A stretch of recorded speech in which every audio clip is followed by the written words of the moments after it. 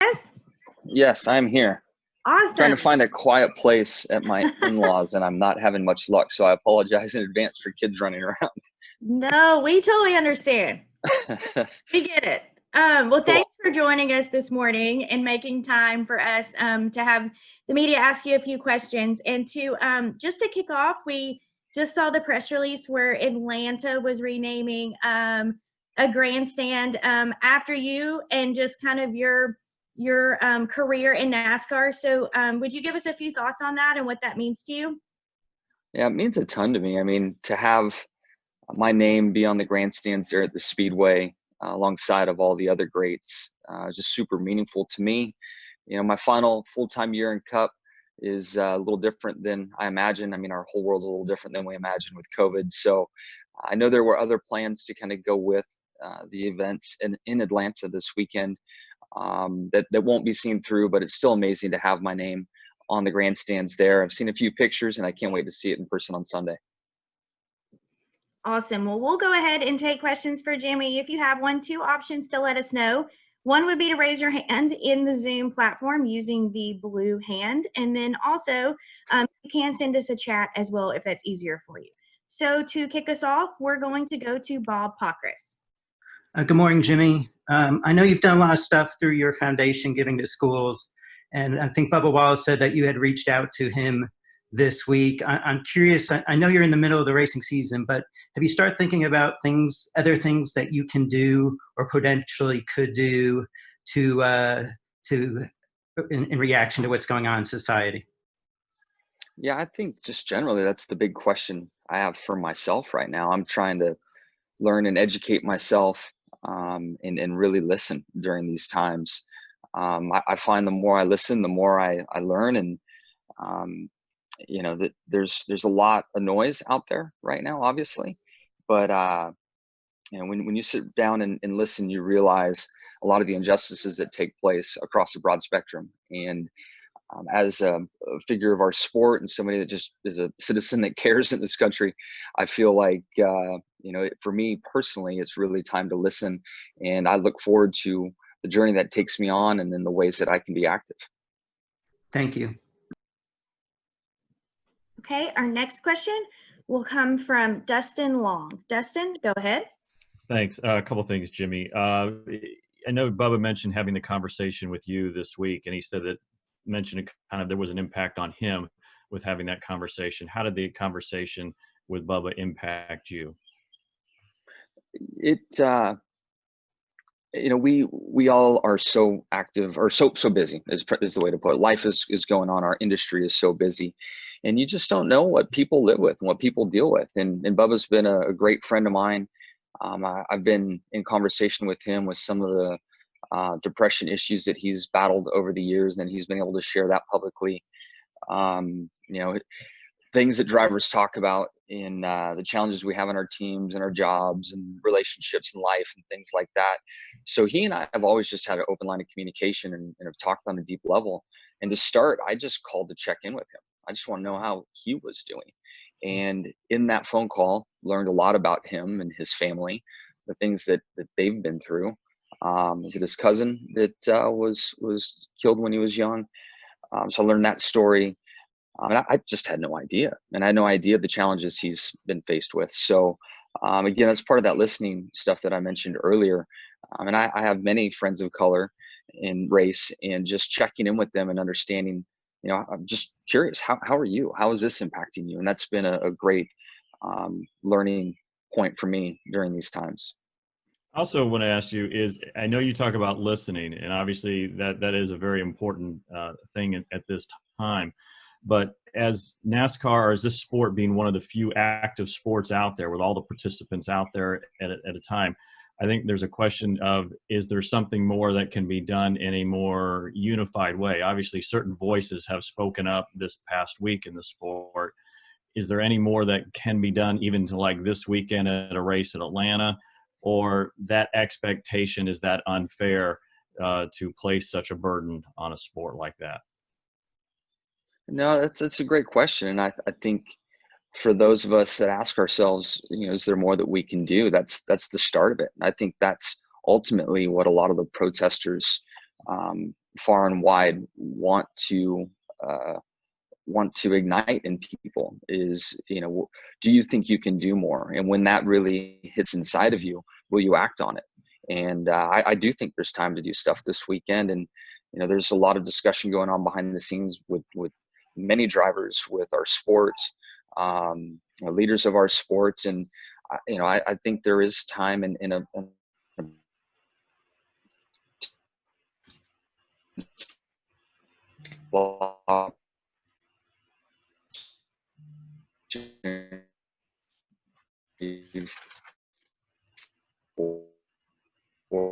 to take place race this weekend, where we sit today, and we don't continue to learn, we don't continue to evolve and fight for all injustices. Thank you. Okay, we'll take our next question from Jason Brown. Jason, go ahead. Thank you, Amanda. Jimmie, good morning. Thanks for taking the time. Apologies for the hard left turn from the subject matter, but after Bristol, you mentioned how you felt a year ago at Atlanta was a bit of maybe a wake-up call for Hendrick Motorsports, but you were excited to go back there based on what the success you saw at Fontana, and then obviously the limited success you saw at Darlington. I'm curious, without giving away too many trade secrets, what is it you felt you guys figured out from Atlanta from last year and now are so excited to go back this year? Atlanta is just so abrasive that if you have any imbalances in your race car, or you're overworking a particular corner, you have the wrong shock package, the wrong aero concept, whatever it is, like, it's going to show up. That track is so abrasive.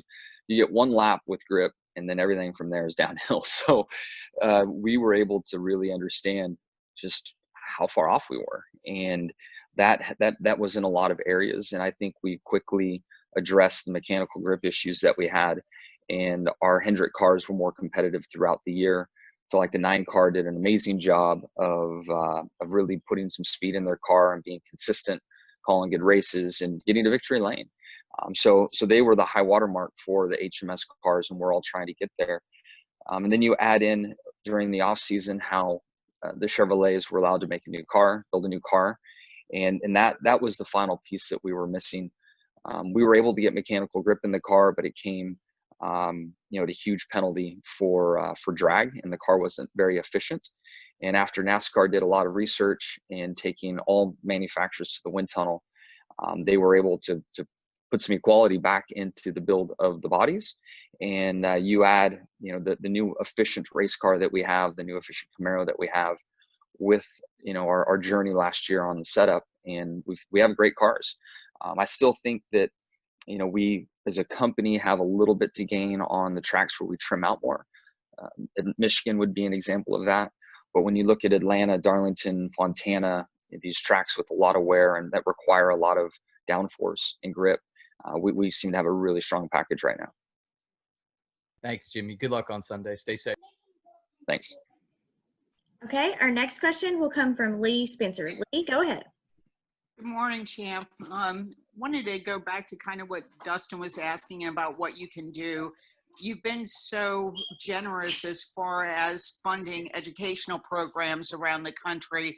Do you see education as one way people can get a step up that might not have been in that position before? Yeah, education has been a really important, Shane and I both grew up in public school systems. We understand the diversity in the public school systems. We understand the challenges in the public school systems. And to us, we've always felt like starting with kids is the most important part of the equation. And when you start, the earlier you start, the more hope you have for change and education and knowledge, and ultimately better citizens in the country. So better citizens of the world, and understanding culture abroad. So education has been very important to us. And I think that in general should be a point of focus. It has been for us. As I look in the future, what I do is I'm not a full-time racer. It's a little unclear right now where I take the Jimmie Johnson Foundation, but our focus has been on children for a reason. And we really feel like we can make change and really affect individuals' lives if we start young enough. And on a less important question. Have you found ways, despite what's going on, to savor the moments at these racetracks, knowing that it could be your last time there? I yes and no. I mean, I guess this weekend will be a track that I won't see again, potentially as a race car driver. And I'm excited to have the moment with the grandstands being named after me.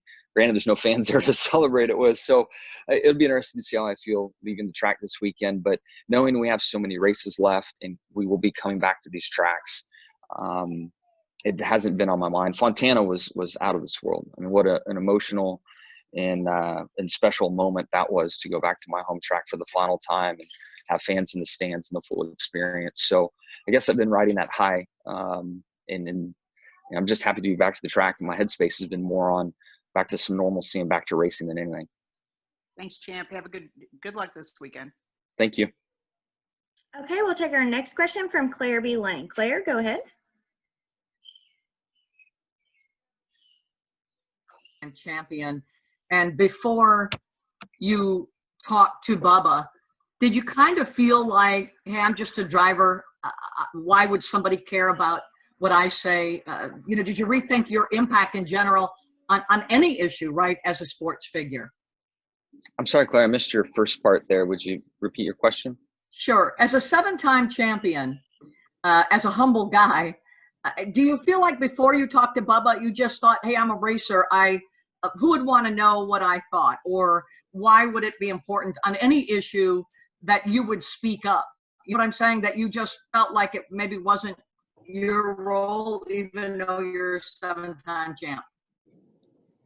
No, I mean, I feel like I've spoken up on issues through my career. I feel like if you speak up on an issue, you really need to believe it in your heart and see it through at that point. I mean, you're going to receive pushback from anyone on any topic on the other side. So, it's something that you need to believe in your heart, and you need to be passionate about, believe in. So I haven't stand and have a voice kind of lead me through my journey.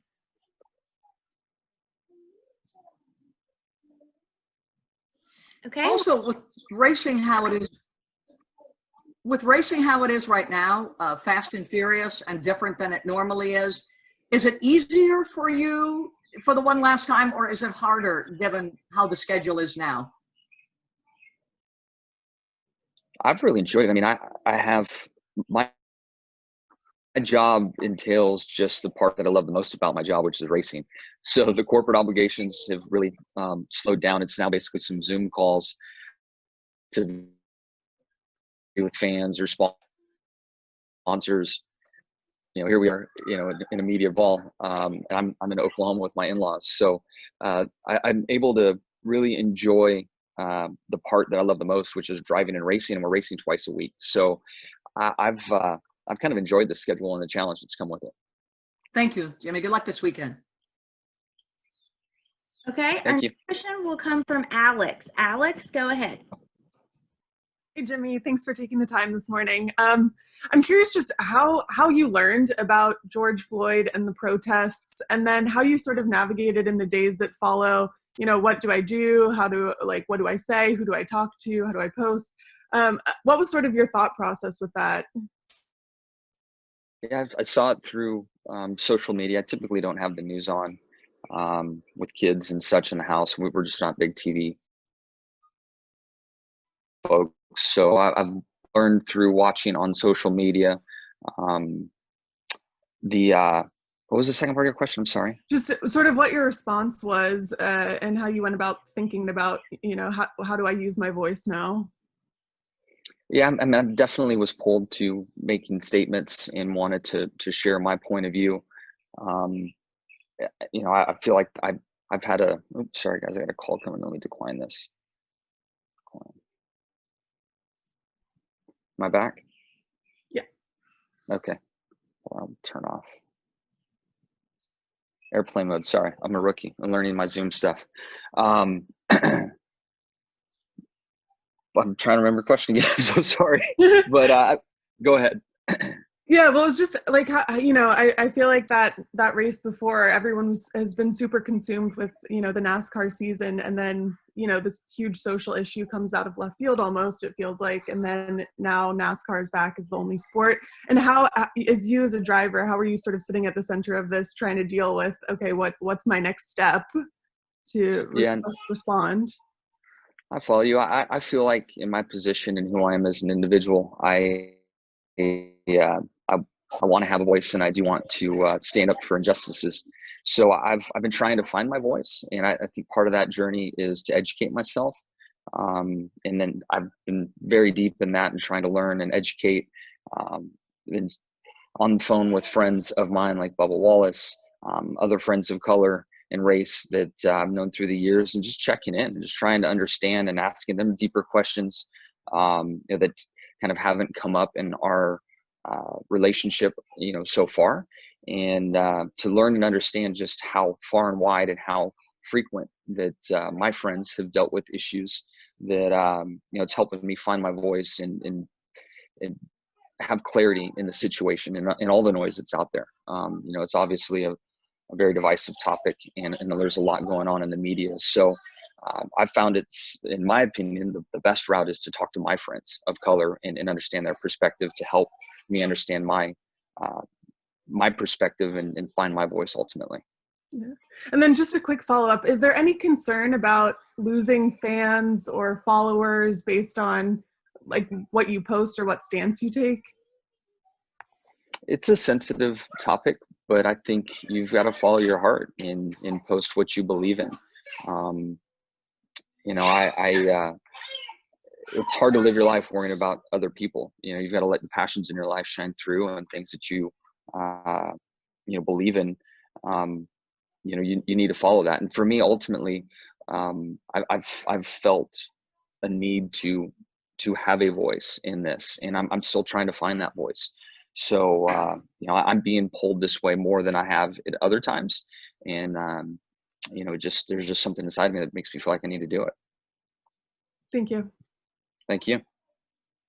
Okay, we'll take two final questions. We're going to go to Mark, and then we'll end with Jeff. Mark, go ahead.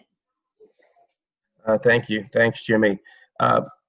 What's been the toughest part of doing this now? We're several races into the protocols and the different way that we have to race and get ready to race. What's been the hardest or the strangest part of this for you? For me, it's been the cadence or rhythm that you have with the individuals on your team. You know, normally when the green flag drops in a race, you as a group have a sense of what your challenges are going to be that day. You've had practice, you've had qualifying, you know where to work, you know to be prepared for. And to go cold turkey off the truck, you have no idea where the day is going to take you and what challenges you're going to deal with. And you know, certainly I have that on my side as a driver, and then crew members in prep on the car, maintenance, the adjustments and pit stops, the crew guys in hitting lug nuts going over the wall, and how much of a rhythm that is for them. You know, everything's just cold turkey, and it's really an interesting headspace, that probably to the first stage, if not to the second stage, of just trying to find out where you're at. So that's been an interesting one for me. With the fans not there, how anxious do you think everybody's inside the garage just to have some fans there, whether it's 25%, 50%, just to have somebody to react to what's going on? Yeah, I mean, I at least everybody I've talked to, we just want to be safe. You know, of course, we understand these are trying times and different times, and it is awkward at track, and we all wish fans were there, but we just want to be safe. So we're happy to be in an industry that's back working, and we're able to you know, do our jobs again. So as long as we're doing it safe. We don't want to regress. We don't want to be on the shelf in the fall. So I think everybody's headspace is about doing the right thing and being safe. Thank you. Okay, we'll take our final question from Jeff. Jeff, go ahead. Hey, Jimmie. The choose cone or the choose rule has been a topic that keeps coming up here and there. I wanted to get your thoughts on it. I mean, would you be in favor of something like that? Have you talked to any other drivers about your feelings on it? Yeah, I'm definitely in favor of it. We've been kicking it around for years. Back when we had a more formal drivers council, it was always a topic that came up.